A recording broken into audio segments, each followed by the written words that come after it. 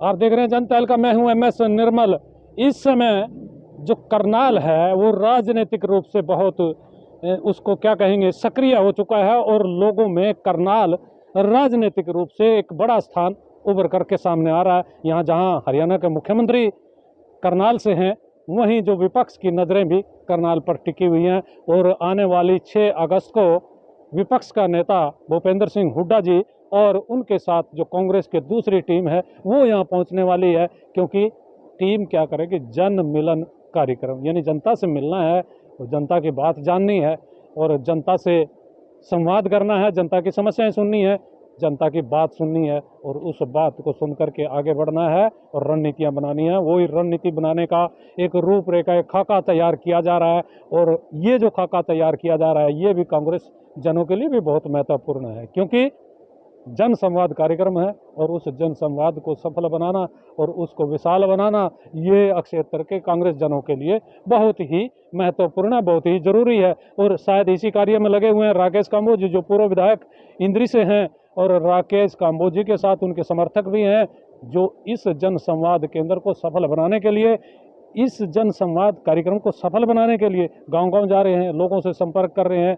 उनका अनुभव क्या है इस जन संवाद कार्यक्रम को लेकर, लोगों की भावना क्या है उनके प्रति, और सरकार आने वाली किस तरह की है और मौजूदा सरकार किस तरह की है, ये बहुत सारे भाव शायद लोग उनको प्रकट भी कर रहे होंगे और लोग उनको बता भी रहे होंगे। जनता दल का राकेश काम्बोज जी, स्वागत है। सबसे पहले तो ये जो 6 अगस्त का आपका जन मिलन कार्यक्रम है, इसके बारे में हमारे दर्शक जानना चाह रहे हैं। 6 अगस्त संडे का दिन है और शाम को 4 बजे हमारे विपक्ष के नेता भूपेंद्र सिंह हुड्डा जी और हमारे कांग्रेस पार्टी के प्रधान उदय भान जी, जो कांग्रेस पार्टी का प्रोग्राम है 6 तारीख का 4 बजे में भूपेंद्र सिंह हुड्डा जी के साथ साथ उदय भान जी और हमारे दीपेंद्र हुड्डा जी भी आएंगे और कांग्रेस के नेतागण भी आएंगे और ये जन मिलन प्रोग्राम है। और शाम को 4 बजे सभी मेरे साथियों से, कार्यकर्ताओं से, दोस्तों से जो मेरी बात सुन रहे हैं, मेरा निवेदन है उनसे कि ये आपका अपना प्रोग्राम है, जल मिलन प्रोग्राम, और यहाँ जलपान की भी हल्के से व्यवस्था रखी गई है। ये कोई पब्लिक मीटिंग नहीं है, रूबरू मिलेंगे आपसे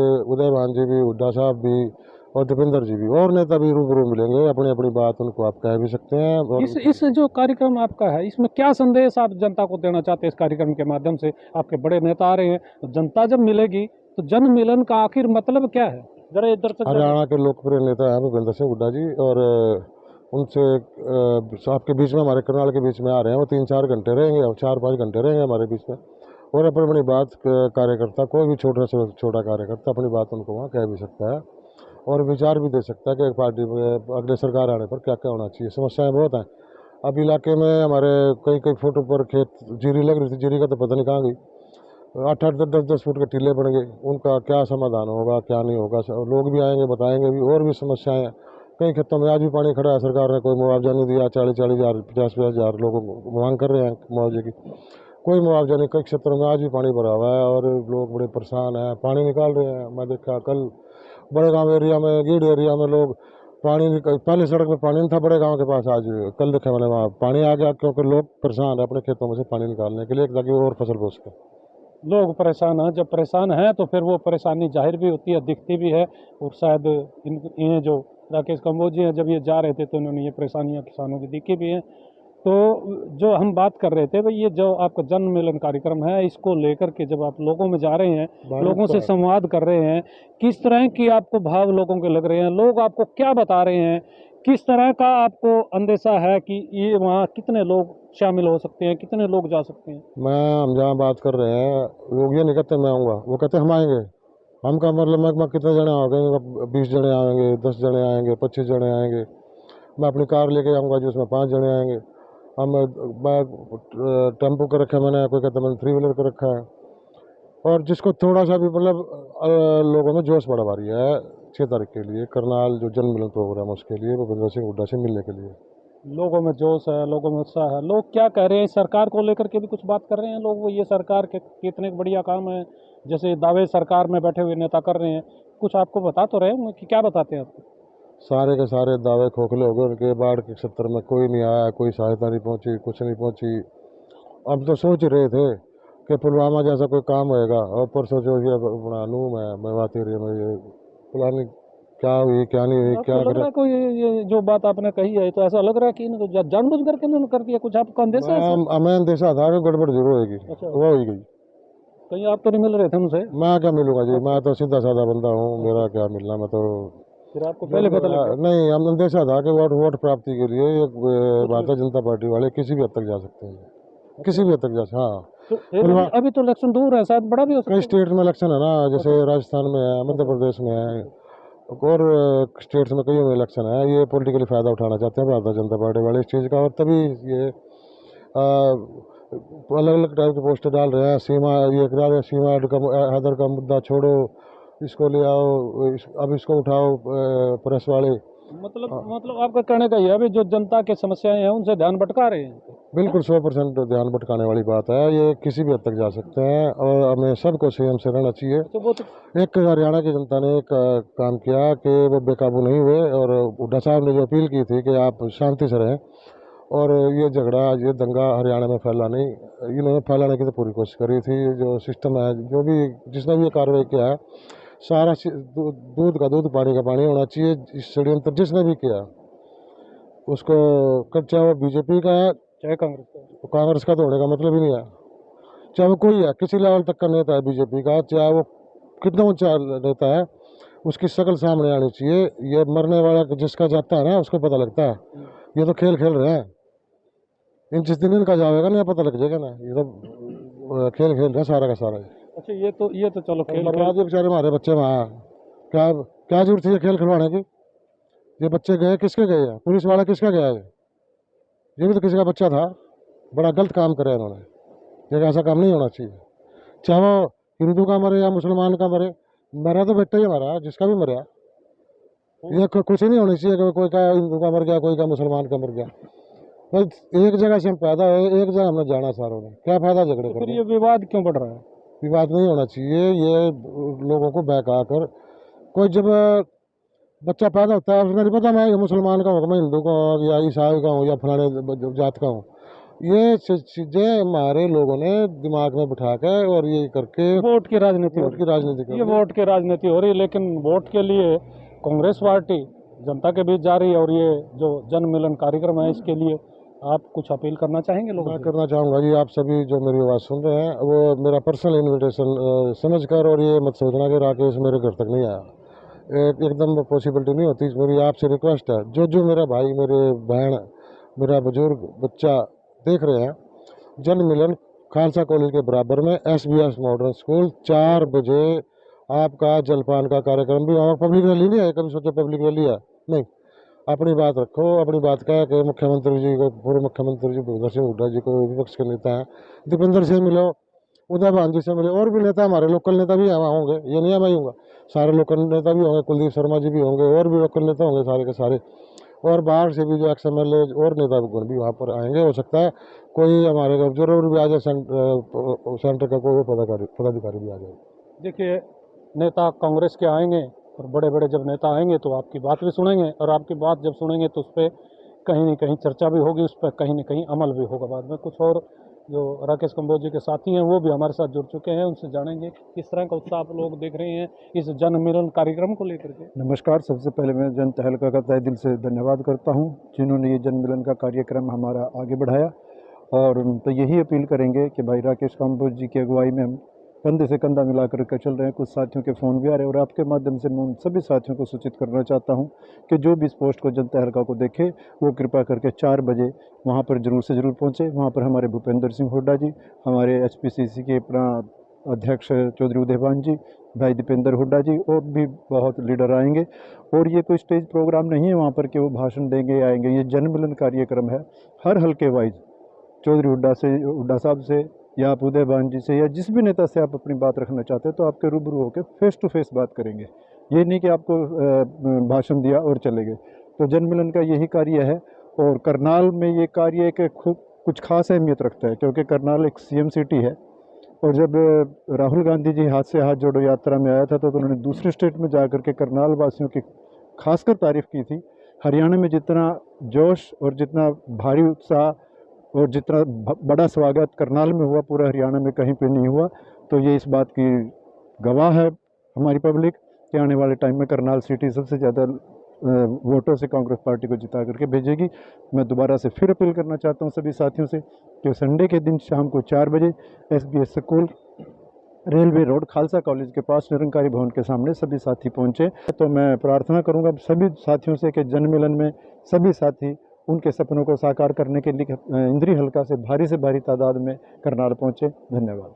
ये देखिए, करनाल जो सीएम सिटी है उसके महत्व की बात हो रही थी। राजनीतिक महत्व तो बढ़ ही जाता है जब सीएम जहाँ से हो और उसका विधानसभा हो, तो फिर लोगों में नाराज़गी कितनी होगी, लोगों में खुशी कितनी होगी, ये आकलन तो जनता ही करती है। और जनता जनार्दन के बीच जो हमारे युवा नेता हैं वो कांग्रेस के, वो भी हमारे साथ जुड़ चुके हैं। नवदीप जी, कितनी खुशी है करनाल सीएम सिटी से मुख्यमंत्री है, कितनी खुशी है, कितने काम हो रहे हैं लोगों के, कितने के लोगों में खुशी है इस बात को लेकर के भाई उन्होंने विधायक बना दिया करनाल से और वो मुख्यमंत्री है। फायदा तो कुछ नहीं हुआ, हमारे हल्के का पहली बार कोई मुख्यमंत्री बना, काम कुछ नहीं हुआ, ग्राउंड पे तो जीरो ही है।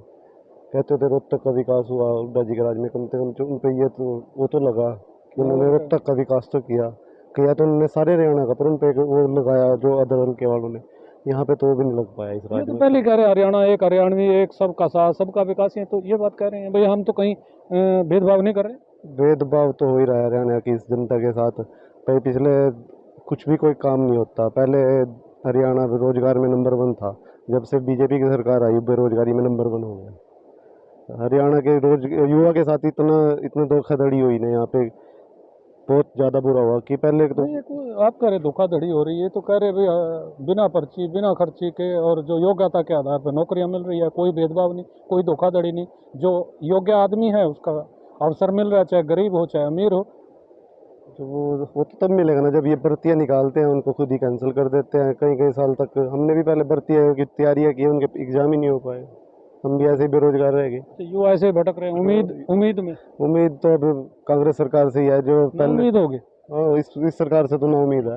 ना उम्मीद है। हाँ जी, बहुत ज्यादा आपको ना उम्मीद है, ऐसा लग रहा है कि कहीं कुछ हो नहीं रहा है, ऐसा लग कुछ भी नहीं हो रहा। इतने फार्म भरे सारे सरकार कैंसिल के दावे, फिर आपको क्या लग रहा है? जीरो है जी सरकार के दावे। सरकार के दावे जीरो हैं। और भी लोग हैं, क्या कहना चाहते हैं? सरकार के जो दावे हैं वो कितनी सच्चाई है उनमें? सरकार के दावे तो जैसे मर्जी करो जो, लेकिन ऐसा कुछ नहीं है जिधर अतल पे इंद्री हल्के के लगा के चल लो। आप किसी भी सड़क पे अगर इस सरकार ने कोई टुक्की भी लगी हो इस प्लान के अंदर, कहीं भी कोई टुक्की नहीं है।